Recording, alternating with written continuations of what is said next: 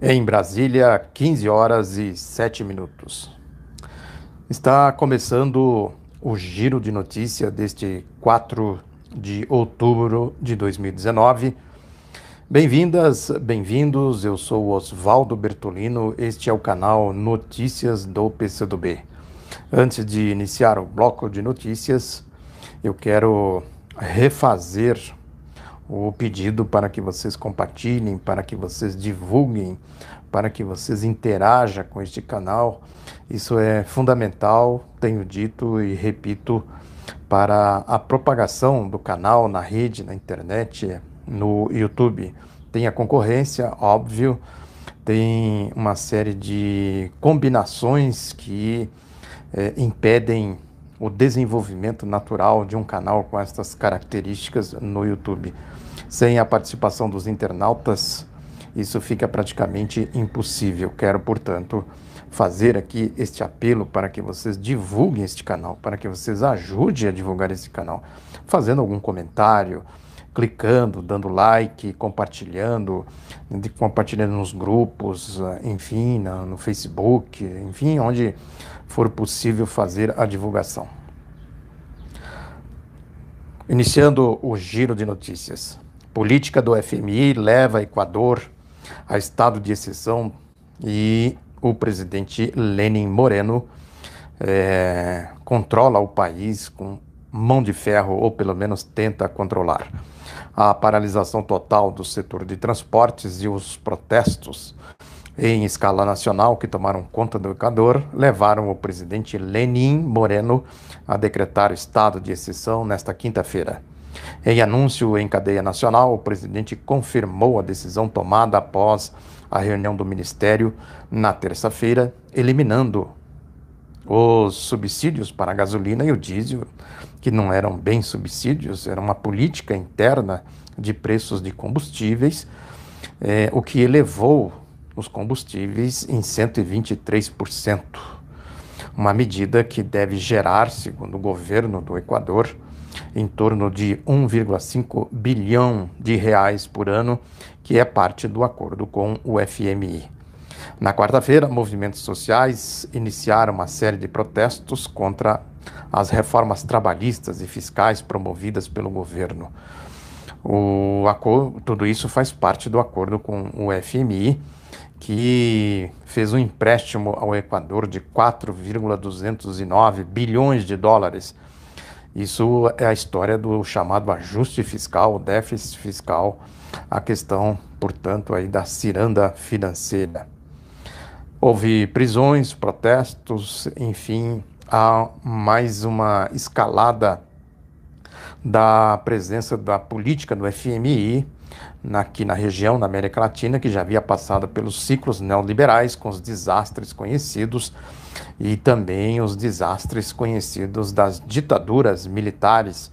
O Brasil ficou aí bem marcado pela presença dos, entre aspas, técnicos do FMI. O Portal Vermelho tem um editorial que trata desse assunto, convido-os à leitura. Além da Argentina, evidentemente, e outros países que passam por a manifestação da crise global na região. Também no Iraque, manifestações deixam 30 mortos em 3 dias. O Iraque passou pelo terceiro dia consecutivo de protestos, que registram ao todo 30 mortos em confrontos sem precedentes entre manifestantes e forças de segurança. Os manifestantes dizem combater a corrupção e exigem mais emprego para os jovens, em um movimento que foi ampliado para grande parte do sul do Iraque, apesar de um toque de recolher. O resultado da política de agressão ao Iraque comandada pelo regime dos Estados Unidos. Sínodo da Amazônia expõe polarização da igreja. Papa tenta conter divisões. A partir de domingo, 184 bispos se reunirão para o Sínodo da Amazônia, que discutirá durante 20 dias no Vaticano a presença da Igreja Católica na região. A questão ambiental estará no centro das discussões, até por causa dos incêndios florestais. Mas o olhar dos clérigos se voltará também para temas que refletem o momento de polarização do Vaticano, incluindo discussões sobre a ordenação de casados e ampliação da participação feminina. Os dois temas estão no documento preparatório para o Sínodo, porque a escassez de padres impede a expansão da igreja na região amazônica. Se a igreja vai adaptar suas diretrizes sobre esses assuntos, só se saberá quando o Papa proferir a exortação apostólica pós-sinodal, o que não tem data estipulada para acontecer. Mas o fato é que o sínodo acontece em um momento em que Francisco é espremido por dois lados. Na extrema-direita da igreja, cardeais pedem que ele renuncie e conclamam os fiéis a jejuarem para que as heresias pregadas pelo pontífice não sejam aprovadas. No outro polo, os progressistas, sobretudo alemães, estão prestes a realizar o caminho sinodal para discutir se o celibato obrigatório é a melhor maneira de um padre viver no século XXI e questionar o fato de que as mulheres não podem ser ordenadas como diaconisas ou padres, o Papa, no caso mulheres, diaconisas ou padres. O Papa, aliás, até pediu um estudo teológico a respeito que negou a existência histórica. O governo estuda tirar fundo da ciência da FINEP.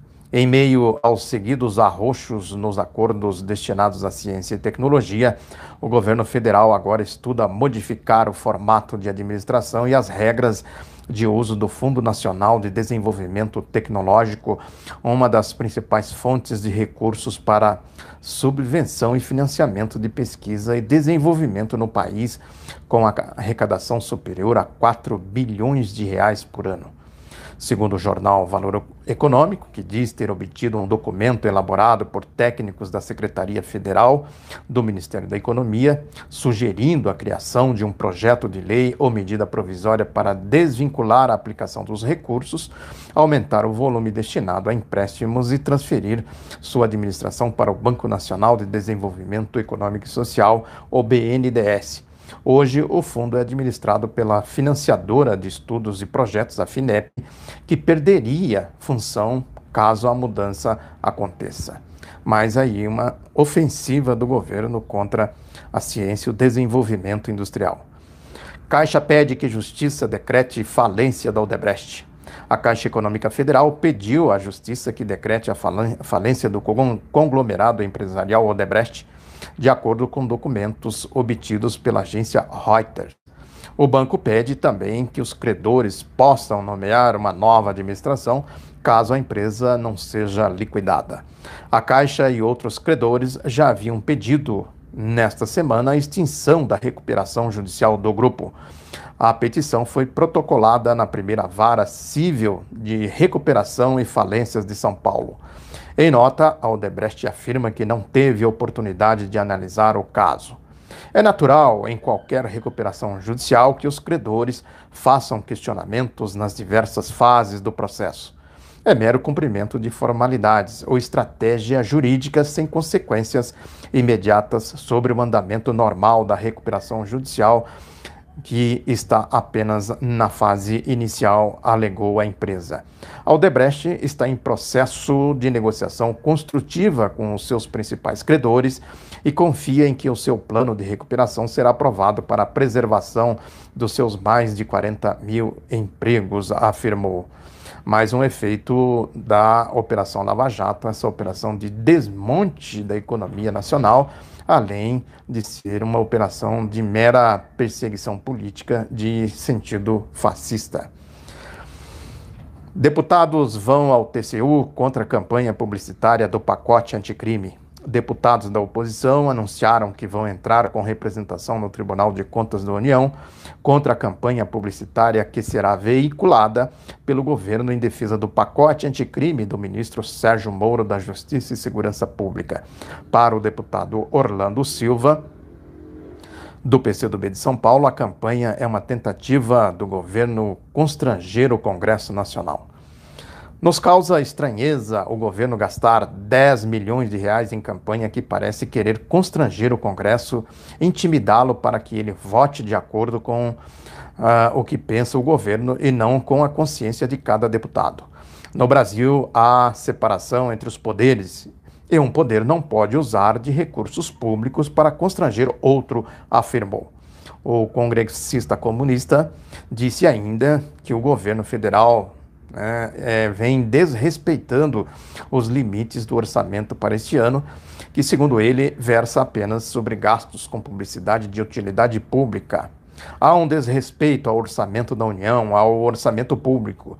No momento em que há uma forte restrição fiscal, em que o governo cortou bilhões da educação, vai gastar 10 milhões de reais para uma campanha inútil, porque até o final de outubro o projeto não será votado na Câmara e, seguramente, o projeto tal qual foi apresentado não será apreciado pelo plenário da Casa, disse Orlando Silva. E concluiu: a nossa expectativa é que o TCU, que tem como papel a fiscalização do uso dos recursos públicos, determine a suspensão da campanha porque ela significa malversação de dinheiro público.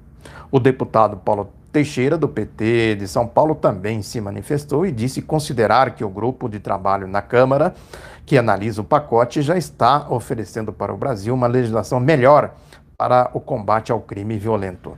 Nós estamos diminuindo as condições de progressão de pena dos presos violentos, instituindo perfil genético e acumulando o tempo de prisão. É o que a sociedade brasileira quer, disse ele. Segundo Teixeira, o projeto enviado por Moro possui muitas imprecisões e inconstitucionalidades que os deputados não poderiam ser irresponsáveis e aprová-las. Na verdade, é uma ofensiva aí da turma da Lava Jato para criar leis próprias, como eles criaram no âmbito da Operação Lava Jato para afrontar o Estado Democrático de Direito.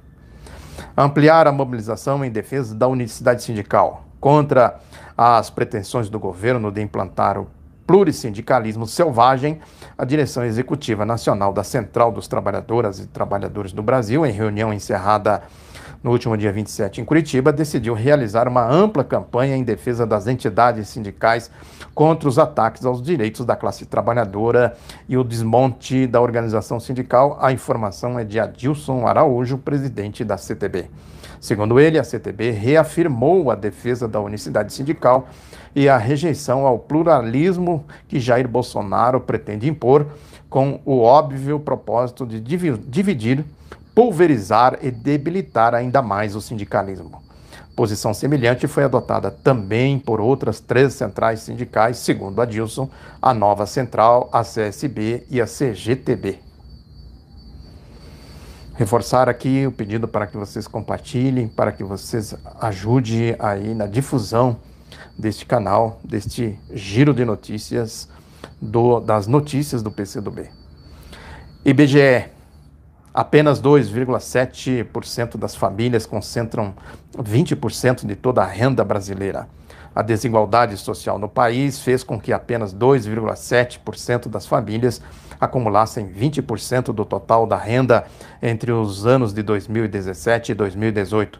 A revelação faz parte da pesquisa de orçamentos familiares divulgada hoje pelo IBGE. As famílias brasileiras tiveram uma renda média de R$ 5.426,70 centavos. O estudo traz informações sobre o compromisso, sobre a composição, melhor dizendo, orçamentária doméstica e sobre as condições de vida da população, incluindo a percepção subjetiva da qualidade de vida. A coleta da pesquisa foi realizada nas áreas urbana e rural de todo o país no período de junho de 2017 a julho de 2018. O resultado ainda é preliminar. Mais dados serão divulgados nas próximas semanas. Mais ricos recebem da Previdência 6 vezes mais do que os mais pobres, diz IBGE. A renda média das famílias mais ricas com aposentadorias e pensões do INSS supera em mais de 6 vezes o valor recebido pelas famílias que ganham até 2 salários mínimos. Os dados são da pesquisa de orçamento familiar divulgada nesta sexta-feira pelo IBGE. De acordo com a pesquisa, as famílias na classe de menor renda recebem, em média, R$ 197,32 por mês em aposentadorias e pensões do INSS. Já aquelas com rendimento superior a R$ 23.850 recebem, em média, R$ 1.238,78. Por esses números, a conta é visivelmente distorcida. Não é apresentado como as famílias têm esta renda. De qualquer forma, uma aposentadoria média de R$ 1.238,78 não pode ser considerada de alguém que seja rico, conforme diz aqui a notícia, a nota do IBGE. A Argentina tem 6 novos pobres por minuto. A pobreza na Argentina aumentou 8,1% em apenas um ano, afetando agora 35,4% da população, o índice mais alto de todo o mandato do presidente Maurício Macri. Nesse período, 3.250.000 pessoas caíram da classe média para a classe baixa, isto é, mais de 9.000 pessoas por dia. O número é uma medida entre os 2 primeiros trimestres deste ano. No primeiro trimestre, a pobreza aumentou a 34,1%, no segundo, 36,7%. No total, existem 14,4 milhões de pobres na Argentina, considerando apenas os que se concentram nas cidades. O número pula para 15,8 milhões ao se incluir a zona rural. Já o número de indigentes, aqueles que estão abaixo da pobreza, passou de 4,9% a 7,7% e atinge 3,1 milhões de pessoas, 1 milhão a mais em 12 meses. Outro número alarmante é que 52,6% dos 9,5 milhões de crianças argentinas menores de 14 anos são pobres, comprometendo o futuro do país. A indigência infantil também aumentou de 8% para 13,1% em um ano. É o resultado da política da direita, do neoliberalismo e, sobretudo, das receitas do FMI. Reforça aqui o convite à leitura do editorial do Portal Vermelho, que trata desse assunto, que busca explicar o que é a política do FMI, quais são os seus resultados e por que a região está voltando a enfrentar esse fantasma, o fantasma da receita do FMI. Eleições em Portugal. As últimas pesquisas apontam que o Partido Socialista, o PS, do atual primeiro-ministro António Costa, terá o maior número de deputados eleitos na disputa do próximo domingo, dia 6. No entanto, isso não significa que o PS vai ter maioria absoluta para governar. Portugal vive nos últimos 4 anos sob um governo firmado em uma aliança à esquerda. Para conseguir aprovar seu planejamento, depois de nomeado primeiro-ministro em 2015, António Costa trouxe para o governo o Partido Comunista Português e o Bloco de Esquerda, que estão ajudando nesta formação que eles chamam por lá de geringonça, que conseguiu agora refazer essa aliança. As previsões de reeleição do governo de esquerda reafirmam Portugal na contramão de alguns cenários europeus mais polêmicos. Direita e extrema-direita têm conseguido espaço cada vez maior em países como Polônia, Hungria, República Tcheca, Itália, Espanha e Finlândia. Na verdade, a direita oferece um discurso fácil, sobretudo a extrema-direita, como a gente viu aqui no Brasil, uma saída milagrosa sem considerar a realidade, ao contrário dos governos de esquerda que administram com base no realismo, na realidade das coisas.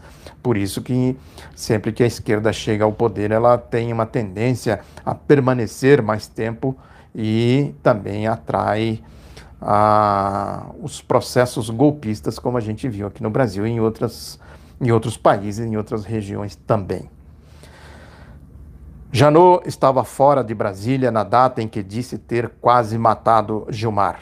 O ex-procurador-geral da República, Rodrigo Janot, não estava em Brasília no dia 11 de maio de 2017, quando, segundo ele, entrou armado no Supremo Tribunal Federal, disposto a matar o ministro Gilmar Mendes e cometer suicídio, revela o site J, especializado na cobertura de assuntos jurídicos, que aponta outras contradições na narrativa do procurador aposentado, um aspirante a John Wayne.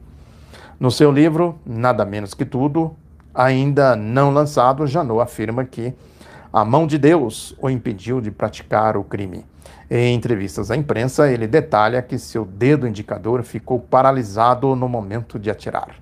O ex-procurador-geral diz que, abalado psicologicamente naquele momento, acionou seu secretário executivo para que convocasse seu então vice, Bonifácio de Andrada, para que assumisse a cadeira na sessão plenária do Supremo. Janot viajou para Belo Horizonte na manhã do dia anterior, dia 10, e só voltou de lá na segunda-feira, 15 de maio. Na capital mineira, cumpriu compromissos institucionais na Procuradoria-Geral da República e na Procuradoria Regional da República, além de fazer uma palestra na Universidade Federal de Minas Gerais, onde se formou. Os relatos do livro do Janot, evidenciam de que ali tem muitas fanfarronadas, típica do personagem bem conhecido, sobretudo no episódio aí, quando reinou a Operação Lava Jato. Entidades pressionam o Congresso por mais verbas para a ciência. Representantes de cerca de 40 entidades estiveram no Congresso Nacional na Marcha pela Ciência. As entidades foram pressionar deputados e senadores da Comissão Mista de Orçamento para modificarem o montante destinado à ciência e tecnologia em 2020. Entre elas estavam presentes a Sociedade Brasileira para o Progresso da Ciência, a SBPC, a Academia Brasileira de Ciências, a Associação Nacional dos Dirigentes das Instituições Federais de Ensino Superior e o Conselho Nacional das Fundações de Apoio às Instituições de Ensino Superior e de Pesquisa Científica e Tecnológica. Segundo o documento entregue aos congressistas, os recursos que estão sendo destinados para investimentos no Ministério da Ciência, Tecnologia, Inovação e Comunicações somam 3,5 bilhões de reais, sem as despesas obrigatórias e a reserva da contingência, um valor que está 32% abaixo do previsto na Lei Orçamentária Anual, a LOA, de 2019 e que representa praticamente 1/3 da verba de uma década atrás. Estados Unidos testam princípios de golpes de Estado ilegítimos em países latino-americanos, diz premier russo. Os Estados Unidos estão testando golpes de Estado em nações da América Latina para derrubar governos indesejáveis e interferindo nos assuntos de outros países, diz o premier russo, o Dmitry Medvedev, discursando para estudantes da Universidade de Havana. Nesta sexta-feira, ele está visitando Cuba. Ele afirmou que os Estados Unidos, devem decidir, ou os povos devem decidir que caminho seguir para progredir. Cuba está inserida nesse processo e ela luta para que, em busca de um mundo cada vez mais complexo, para sobreviver num mundo cada vez mais complexo e caracterizado pela imprevisibilidade e uma variedade de desafios, disse ele. Primeiramente, me refiro à relutância de muitos países em reconhecer que o mundo moderno se tornou multipolar e as violações ligadas a isso dos princípios internacionais mais importantes consagrados na Carta das Nações Unidas. Segundo Medvedev, trata-se do respeito à soberania e à não interferência nos assuntos internos e da inadmissibilidade do uso da força ou da ameaça de força.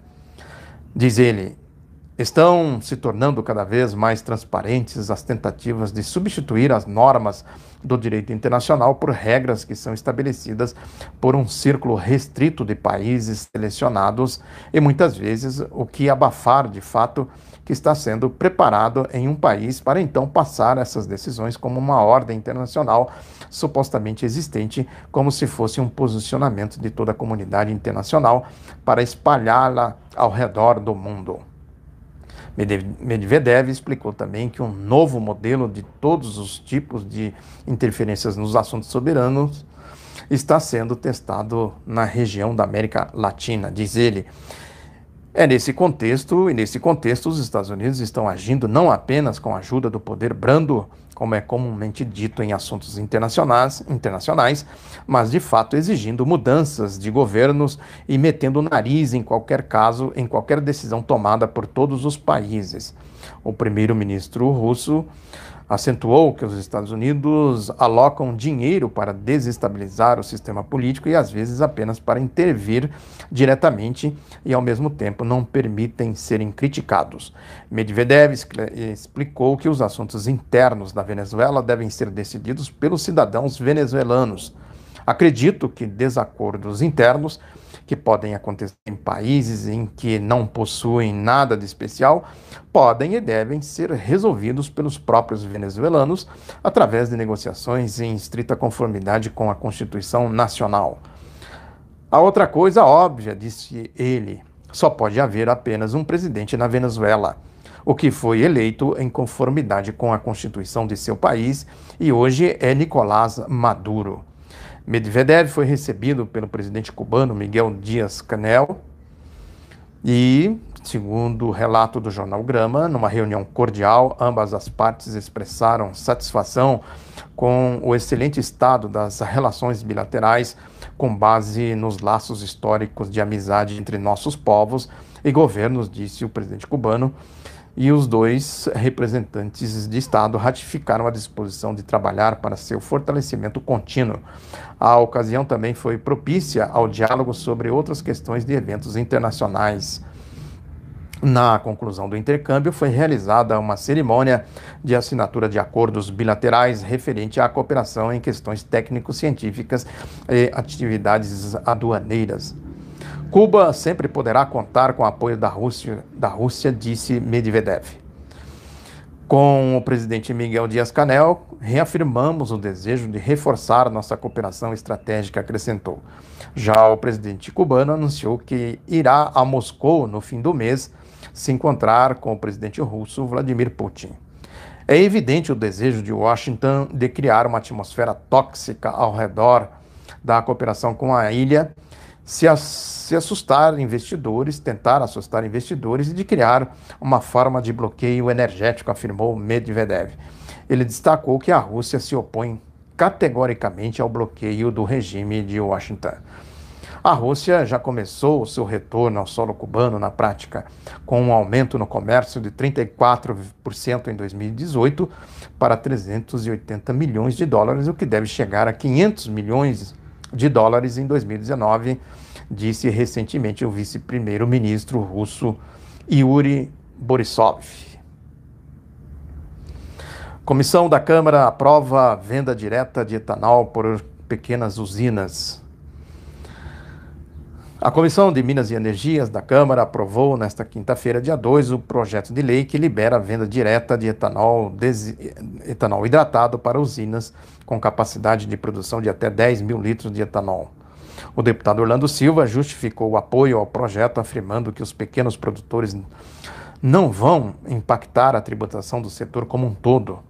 O projeto do deputado Padre Adão, do PT de Minas Gerais, com parecer favorável de Orlando Silva e de Rubens Ottônio, que apresentou o substituto, foi o que foi aprovado. Grandes produtores preferem mercado de distribuição centralizado, disse Ottônio, para quem restringir a permissão a microprodutores não deve interferir negativamente na dinâmica dos grandes produtores.